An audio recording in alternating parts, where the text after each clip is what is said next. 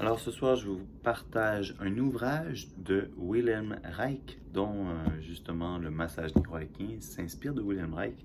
C'est un homme qui a précédé, si je peux dire, la sexologie à une époque où est-ce que parmi les premiers psychanalystes, disons, de l'Europe, euh, c'est eux ou c'est elles qui ont parlé de sexologie avant même que la discipline existe en sciences humaines.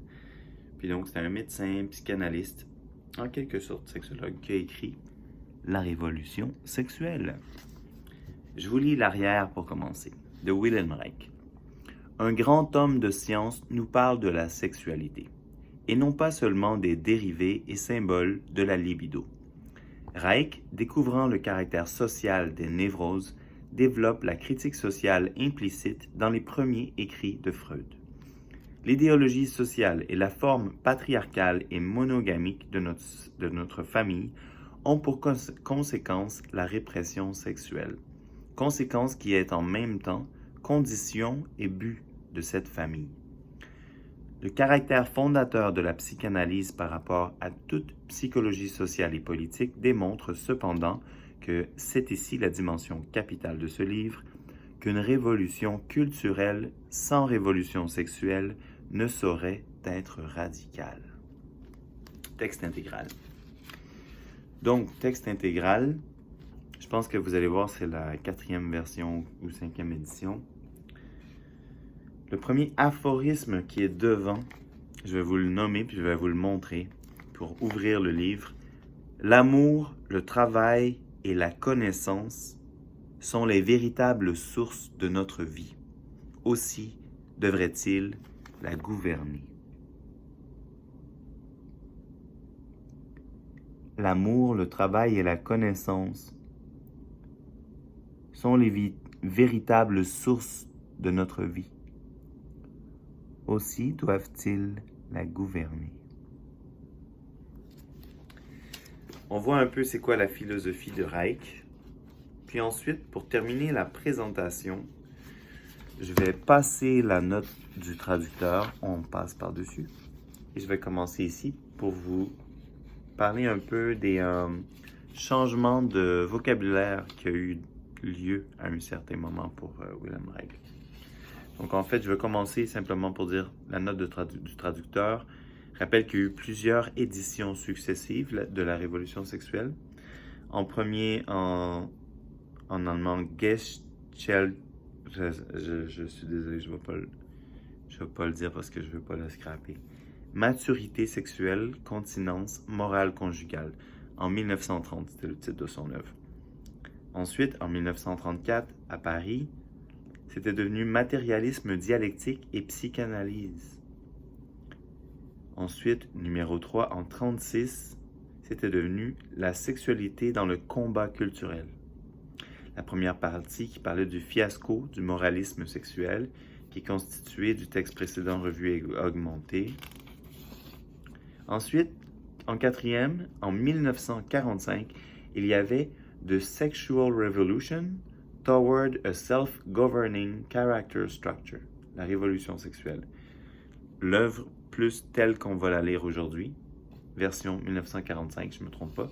Puis ensuite, il y a eu une version 1952 et 1962, London puis New York. Ensuite, la Rivoluzione Sessuale, j'imagine en italien, en 1963, puis ensuite en 1966 en allemand à Francfort. Die Sexualrevolution zur charakterlichen Selbststeuerung des Menschen. Oui, mon allemand est à travailler sur moi. Le texte que nous donnons ici, traduit de l'anglais, tient compte des modifications que Reich apporta à son livre de 1936 en vue de l'édition américaine de 1945. Ces modifications consistent surtout en un changement de terminologie auquel Reich fait allusion ci-dessous à la page 21. Nous n'avons pas été autorisés à fournir un apparat critique indiquant le vocabulaire de 1936 renié par Reich. Néanmoins, en ce qui concerne tout le reste, Le Sion a été supervisé, la traduction j'imagine, a été supervisé par le Wilhelm Reich Infant Trust Fund qui a opéré un certain nombre de corrections. Cependant, dans tous les cas litigieux ou difficilement traduisibles, les termes allemands originaux ont été mentionnés. Sur quelques termes difficiles maintenant, on s'attarde. Numéro 1. Pulsion.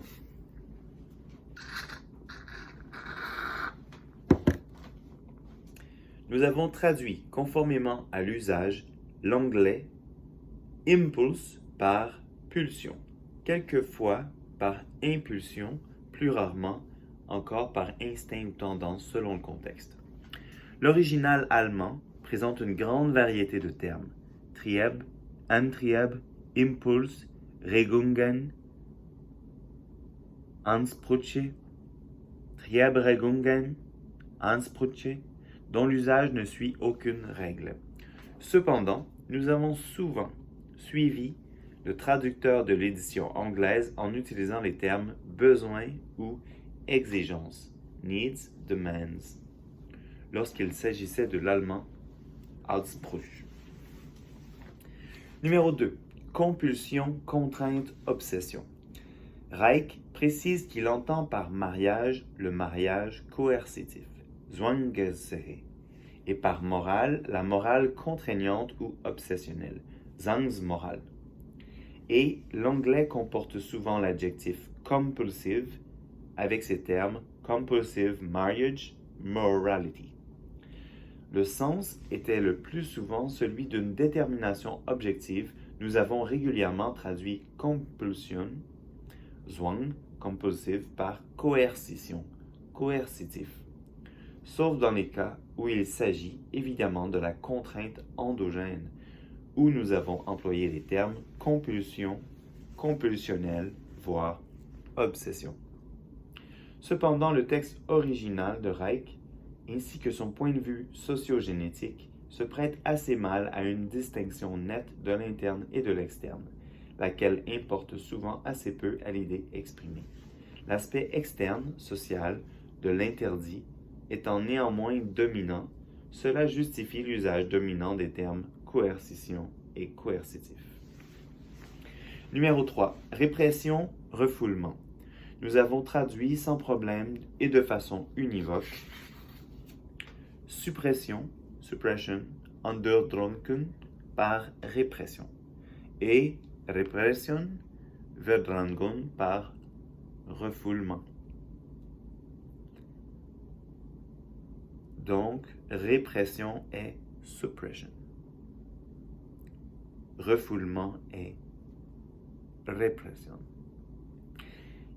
4. Économie sexuelle. Nous avons renoncé à distinguer verbalement les nuances de sens recouvertes par les thèmes die sexuelle Ökonomie, die Sexualökonomie, der Sexualhaushalt, der Sexualhaushalt. L'anglais distingue par exemple sex economy de the sexual economy and the sexual household. Nous avons aussi renoncé à traduire l'adjectif sexual economisch. L'anglais traduit sexe économique, l'italien sessuo-economico, autrement que par les formes nominales de l'économie sexuelle, et par l'économie sexuelle conforme à l'économie sexuelle, ce qui implique parfois un préjugé concernant le sens. Le terme économie sexuelle, sex-économie, se réfère au mode de régulation de l'énergie biologique ou, ce qui revient au même, à l'économie des énergies sexuelles de l'individu. L'économie sexuelle désigne la façon en laquelle un individu agence son énergie biologique, la quantité qu'il maintient bloquée par rapport à celle qu'il décharge dans l'orgasme. Les facteurs qui déterminent ce mode de régulation sont de nature sociologique, psychologique et biologique. La science de l'économie sexuelle a consisté en ce corps de connaissances qui résulta de l'étude de ces facteurs. Et elle permet de désigner l'œuvre de Reich depuis sa réfutation de la philosophie freudienne de la culture jusqu'à la découverte de l'orgone, moment où elle fut dépassée par l'orgonomie ou science de l'énergie vitale.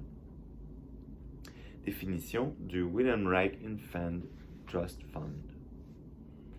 Numéro 5 maintenant, la politique sexuelle.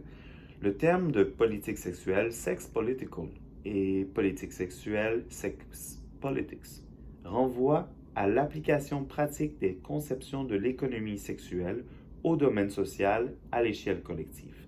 Ce travail fut accompli dans le cadre des organisations d'hygiène mentale et des organisations révolutionnaires en Autriche et en Allemagne entre 1927 et 1933. Définition du Wilhelm Reich Infant Trust Fund. 6. Démocratie du travail. La démocratie du travail n'est pas un système idéologique, ce n'est pas non plus un système politique qui pourrait être imposé à la société par la propagande de partis, de politiciens isolés ou de groupes idéologiques. La démocratie du travail est la somme de toutes les fonctions vitales naturellement développées et en développement qui gouvernent organiquement les relations humaines rationnelles. Ce qui est nouveau dans la démocratie du travail, c'est ceci. Pour la première fois dans l'histoire de la sociologie, un ordre futur possible de la société humaine est déduit, non pas d'idéologie ou de conditions qui restent à créer, mais de processus naturellement donnés et qui ont toujours été agissants. Ce qui est nouveau en ceci, c'est l'abandon et le refus de toute espèce de politique et de démagogie.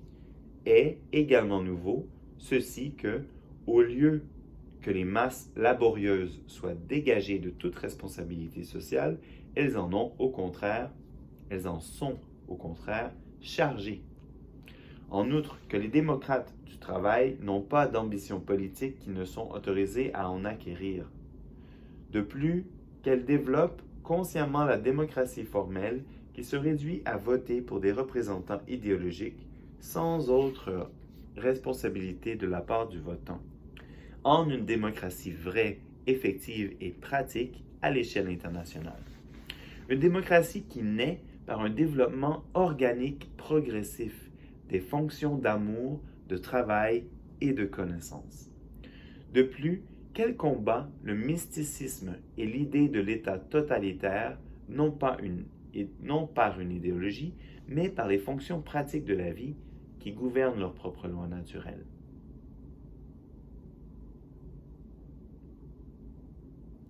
Bref, la démocratie du travail n'est pas un programme politique, mais une fonction biosociologique fondamentale de la vie, récemment découverte. Définition du Wilhelm Reich Infant Trust Fund. 7. On termine le lexique comme ça. Structure caractérielle. La forme intégrale des attitudes caractérielles et musculaires, spasmes, musculaires chroniques, typiques, qu'un individu construit afin de bloquer ses excitations émotives et ses sensations organiques. Je vais juste le répéter. En fait, il y avait spasme musculaire chronique entre parenthèses. Après, la somme intégrale des attitudes caractérielles et musculaires, typiques, qu'un individu construit afin de bloquer ses excitations émotives et ses sensations organiques. Ça, c'est la structure caractérielle. C'est la manière typique d'agir et de réagir d'un individu. La structure caractérielle. Définition du Wilhelm Reich Infant Trust Fund. Et je termine, justement, je boucle la boucle, je répète l'aphorisme au début du livre de Reich, dans la Révolution sexuelle. L'amour, le travail et la connaissance sont les véritables sources de la vie, de notre vie. Aussi devrait-il les gouverner. Voilà pour l'introduction. La prochaine fois, je vous lis le chapitre 1.